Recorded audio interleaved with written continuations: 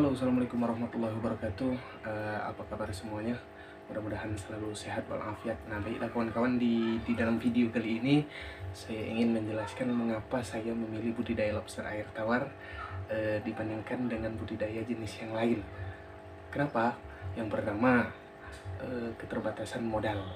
Nah, modal ini tentunya eh, akan menjadi hal utama juga bagi kita pemula.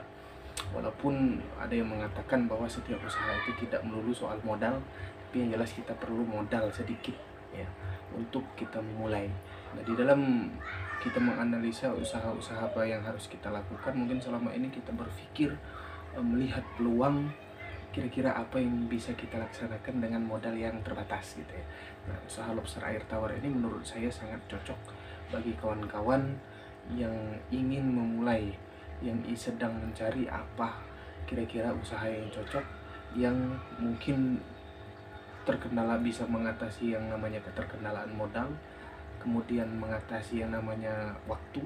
Karena selain budidaya, kita, kalau saya pribadi, memiliki kesibukan lain, bekerja, yang menjadi prioritas saya sebagai pendapatan utama.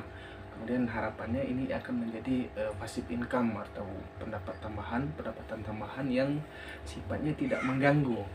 Nah, maka ini merupakan salah satu solusi menurut saya untuk teman-teman mulai, karena pertama modalnya tidak terlalu banyak. Apa biayanya sekitar 300.000 kalau nggak salah, udah bisa kita melakukan budidaya lobster air tawar dengan membeli skala rumahan ya. Tapi kalau untuk skala yang lebih besar mungkin dibutuhkan yang lebih lagi dari situ. Nah, yang namanya pemula ya kita coba-coba dulu. Terlebih saya pribadi juga belum memiliki pengalaman dalam hal merawat berternak gitu ya, apalagi budidaya gitu kan. Nah, yang kedua, mengapa saya memilih lobster air tawar ini? Keterbatasan tempat. Nah, tempat ini juga menjadi faktor mengapa saya harus membudidaya lobster air tawar. Nah, kalau budidaya yang lain mungkin bisa juga dengan tempat yang terbatas, cuman saya lebih jatuh cinta kepada lobster air tawar. Nah, kenapa? Ya, keterbatasan lahan. Kita bisa memanfaatkan lahan yang minimalis, atau mungkin bahkan bisa di dalam rumah kalau kawan-kawan mau mencoba. Jadi tidak ada alasan lagi bagi kawan-kawan yang takut masalah lahan, kok saya nggak punya lahan. Lobster air tawar ini bisa di dalam baskom, bisa di dalam box kulkas, bisa gitu ya, yang bekas ya, tapi jangan yang dipakai di dalam rumah. Yang saya pakai ini kebetulan menggunakan kolam terpal. Kolam terpal ini ukurannya 2x1, sudah berbentuk seperti kolam gitu ya.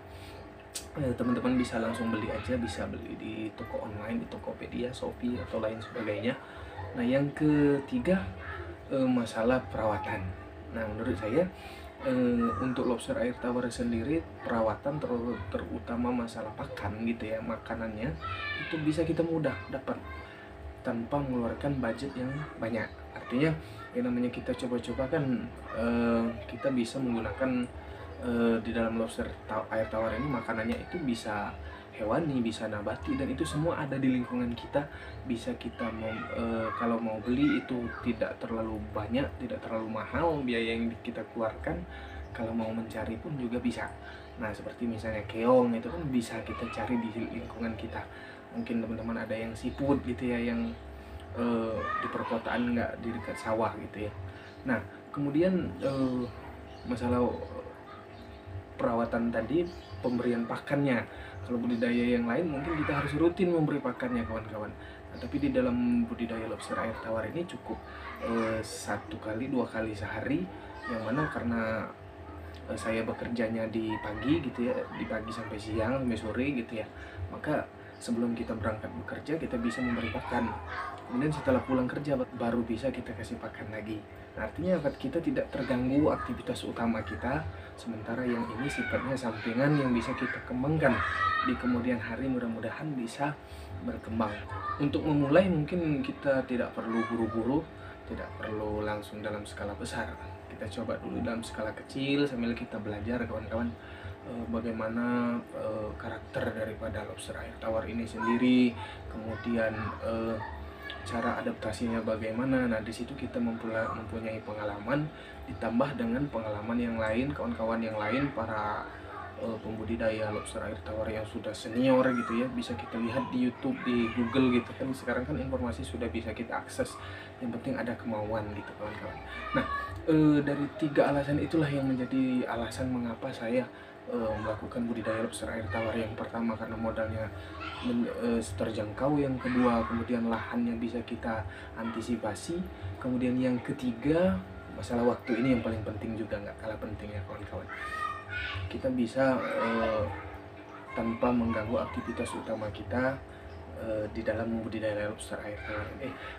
Terima kasih kawan-kawan telah menonton video ini. Mudah-mudahan video ini bermanfaat.